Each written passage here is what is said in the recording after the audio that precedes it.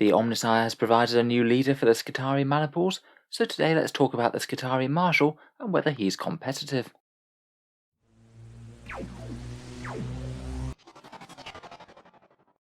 Hello and welcome back to Auspex Tactics, the strategy-focused 40k channel, where we're all about getting the most out of our miniatures on the tabletop. The new Admech Codex is here, and there's plenty of interesting stuff. I'm hoping to have a review out tomorrow. Let's talk about the newest addition to the ranks of the augmented humans, and what this nice new Skitarii Marshal model can do for the army. First we'll have a talk about his datasheet, then any obvious buffs or synergies, and talk about how strong he is and some combo units that you could run him alongside. So first up, the Marshal is an HQ slot. He costs 3 power level or 45 points, so he is really quite cheap for an HQ. He is actually now the cheapest HQ in the decks, even cheaper than the Engineer, who went up to 55 points. That definitely has a value all of itself. If you just need to unlock an Admech detachment, he's not a bad option. Statline wise, it's fairly much what you'd expect for a cheap support character. Movement of 6 inches, weapon skill 3+, ballistic skill 2+, strength and toughness of 3, 4 wounds, 3 attacks, leadership 8, a 4+ save and a 5+ invul. Nothing enormously stand out there, and his war gear, while interesting, still does give us the hint that he's not really meant for getting mixed up in combat himself. He's mainly a leader. His guns are Radium Serpenter, it's 18 inches, assault 1, strength 3, AP 0, damage 1, and hits of 6 auto wound the enemy. Even as pistols go, that's pretty underwhelming to be honest. Only worth a third of the standard gun that the Vanguard carry, so it's not going to be doing much. That control stave in melee is just a little bit more impressive, strength +3, AP -2 and damage 1. Still though, even at best I think he's only going to be killing around 1 light infantry model per turn. I think it's going to be rare when his efforts manage to swing a combat. Of course, what you want to take this guy for are his special rules. He gives 2 very nice buffs that I think are well worth the 45 points, and perhaps more importantly, he can bear some really nice warlord traits and relic options. First up, he has a reroll aura, a 6-inch aura for reroll 1s to wound for Skitarii core units, and that can be both in shooting and in melee. Generally, I think that rerolling to wound is pretty handy. It means that it can still buff things like flamers, so he could still potentially be useful with Cerberus Sulphur Hounds or Taraxi Sterilizers, though maybe still aren't his optimal choice. But in any case, it's a plus 16% damage buff to nearby core units, and that's pretty solid for 45 points, particularly when it can affect some nice core units such as Iron Striders or big blocks of the Skitarii troops. The other interesting buff is that it helps you with your Doctrina imperatives. In the new Skitarii book, the Doctrina imperatives are selected each turn. Each one of them gives you a powerful positive with a fairly powerful negative as well. For example, you could have +1 to your saves but at the cost of -3 movement, or +1 ballistic skill at the cost of -1 weapon skill. He basically allows you to select one unit within 9 inches or anywhere on the board if they have a data tether, and they basically get to ignore the deprecation, the negative side of that Doctrina. I think that could make it a lot more usable to use the Doctrina imperatives. Say getting +1 to your saves could be really handy, but it might have a massive negative effect on one unit, say if they struggle to make a charge due to low movement or they can't quite make it onto an objective. You can basically take the unit that's going to be affected the most in the negative way by that Doctrina and make it so that its weakness is mitigated. It's certainly a nice buff if you're looking at running a bit more of a mixed Skitarii force. I quite like the data tether rule, it does give them a bit more of a point, and I quite like the idea of him transmitting orders through the radio as opposed to literally having to sit by the unit and shout at them. Finally, he does also have Doctrina imperatives himself, though honestly with his combat stats they're not going to be all that relevant. He might pick up a little buff here or there, but really you're going to be focusing on using the Doctrinas to buff your actual damage dealers. Finally, he is an infantry character. He has the Doctrina Assembler tag. Basically you need just one character with this on the board if you are going to use the Doctrina imperatives, so you need to keep at least one of your characters alive, and he is of course Skitarii. Overall, he's a very cheap and I think very usable buffing character. 45 points for a decent shooting buff is great. The Doctrina thing is kind of icing on the cake, and of course he's a good spot for relics and warlord traits, which we'll get onto now. So let's talk about a couple of buffs and synergies for this guy. Generally the Forge World buffs are going to be more relevant for the actual units he's buffing rather than him himself, but I would say that Skitarii Marshals are likely to be a really popular choice in Mars, as basically Mars are massively incentivized to take Skitarii units. Their Skitarii units both get those Doctrinas and the Canticles, which means that Skitarii are just kind of flat stronger in Mars compared with Cult Mechanicus choices, and if you're taking a lot of Skitarii, it kind of stands to reason that you're going to want one or more of this guy. Interestingly, in the new Codex there was the entire option for a table of warlord traits just for the Skitarii Marshal alone. He is the only Skitarii character, so he is the only one who can take any of the Skitarii warlord traits.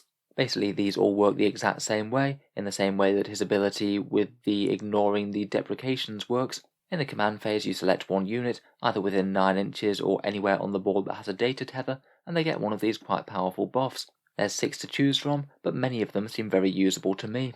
We have one that's no penalties for moving and firing with heavy weapons, or advancing and firing with assault weapons. The heavy weapons thing in particular could be really good on a huge unit of Skitarii Rangers. You can get up to 20 of them in a squad now, so you could have 20 of them marching forward and unleashing 40 very accurate strength 4 AP 1 shots at long range. Also good on the Vanguard with their 60 shots of shooting. You can get him to function a bit like a Necron Royal Warden. One of the warlord traits allows fall back and shoot for a unit, again really handy on things like Iron Striders, or those big blocks of Skitarii infantry again.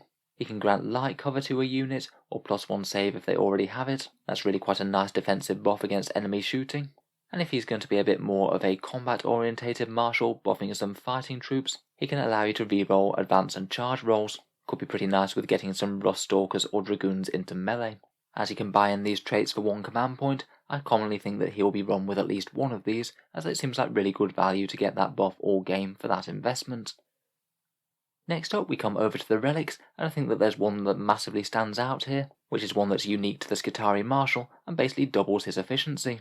The relic Exemplar's Eternity basically doubles down on his excellent rerolls, meaning that his auras go to rerolling all hit rolls and wound rolls of 1 rather than just wound rolls. I think that one's likely to get taken by most people if they are running a Marshal. Basically you're getting a Tech Priest Dominus reroll aura for free, provided you're buffing Skitarii core units, and instead of getting a 16% increase in shooting output, you're getting more like a 36%. It's a crazily efficient shooting buff for just 45 points and 1 command point. Rerolling ones to hit as well does also have its other advantages. It means things like overcharged plasma on Vanguard or Rangers is just going to be that much safer. I think that one's definitely going to be the default choice, but there are plenty of other interesting ones. You could take the Omniscient Mask for exploding 6s in melee for Skitarii core units within 6 inches. That's an even stronger buff on Skitarii Dragoons or Rust Stalkers, so if he is escorting melee units, that might actually be the one to go for. There's the Tempera Corpia, that's an enemy unit within 3 inches will fight last, again a really powerful melee buff. If you can keep him in alongside Rust Stalkers or something, then you can pretty much guarantee that they'll be able to hit before the enemy hits back. Then there's a couple of weapons. Purgation's Purity is an upgrade on his pistol if you actually want it to do something. It's 24-inch range, Assault 3, Strength 4, AP-2, Damage 2, and it auto wounds anything on a 4+. That will most certainly chip away a fair bit of extra damage over the course of a game, and should be quite safe with that long range. But compared with making him a massively better buff character, I don't think the trade-off's really worth it. If you did want to try and make him into a fighting melee character of some sort, you could think about Anzion's Pseudo-Genitor, just an extra 3d3, Strength 5, AP-1 and Damage 1 attacks. Like I said, I don't think that the weapons are really worth it compared with the massive buffs he can get. I'd rather double down on him being a buffing character rather than trying to go 50-50 between buffs and fighting. Stratagems wise, there isn't really a lot for him aside from the extra warlord traits and relics. A lot of the regular stratagems are locked to Tech Priests, and he is not one of those. In general, I think you're just going to want to let him do his thing and invest the command points on the things he's buffing. For example, if you have a big unit of Rangers within rapid fire range, you can make their weapons all rapid fire too, and potentially dump out 80 shots out of a unit, re-rolling 1s to hit and wound. So as you've probably guessed, I think that this guy is going to be an asset to the army. It's just really hard to argue with re-roll 1s to hit and wound for 45 points, and the investment of a relic or 1 command point to buy it in. The main question is what units to deploy those excellent buffs on. Unfortunately, he does have quite a few options. I think it's really interesting within the new Codex that the Skitarii Rangers and Vanguard can both get massive units of up to 20. The Rangers in particular look quite interesting to me. As we said, 40 shots at Strength 4, AP-1 at a big 30 inches for just 160 points seems really efficient. I think they tie in very well with the single unit buffs, as well as just massively amping up their firepower, ignoring the negative of a Doctriner, and pairing with something like either light cover or fall back and shoot, all seem like really good options. Perhaps the most terrifying use of those buffs though is probably those Iron Striders. Iron Striders are core units and they pack incredibly heavy firepower. I think they might be one of the single most improved units out of the decks, which honestly is saying something as they were pretty good already to be honest. Both versions, the autocannon and the lascannon, essentially had their firepower increased by around about 40 to 50%, and they also gained a 4+ save going to a 3+ as well, so they're even more durable. Now, compared with all the other heavy weapon platforms in the Codex, they're the only ones that can get core rerolls, and with this Marshal they've got a really cheap character to provide them some really good core rerolls and other buffs besides. Say a unit of 6 with these, with the twin Cognis lascannons for 300 points, then add in a Skitarii Marshal with the 45 points and the relic to reroll 1s to hit and wound. That's going to be dumping out an absolutely insane 12 damage D3+3 shots out of their Cognis weapons each turn, which with the Skitarii Marshal's buff leads to an absolutely apocalyptic damage output of around about 30 wounds on toughness 7 or 8 vehicles. Just saying that makes me think that Games Workshop might have not balanced these guys too well. It makes just about any other anti-tank shooting in the game look really quite tame. Otherwise, he could still be pretty handy for melee units such as Dragoons or Rust Stalkers. He might struggle to keep up with the Dragoons in particular, but could be pretty handy jumping out of a transport alongside some Rust Stalkers or Infiltrators, both of whom are just going to be at a massive +1 with him around. I think realistically he's not likely to be used much alongside Cerberus or Taraxi. Much of their value is in their movement, and I'm not sure that it's really in their interest all that much to be slowing down to allow the Marshal to keep up. So overall, it looks to me like the Skitarii Marshal is going to be a very competitive unit, likely to be a big part of some of the most efficient firepower that the Admech has to offer. Of course, the book's a bit new, I might well have missed some things, so if you can see anything that I've overlooked, please let me know down in the comments.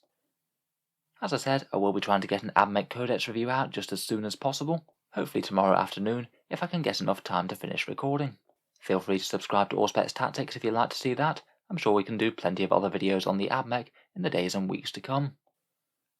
Finally, if you have been enjoying the videos on the channel, I would just like to mention the Patreon page down in the video description.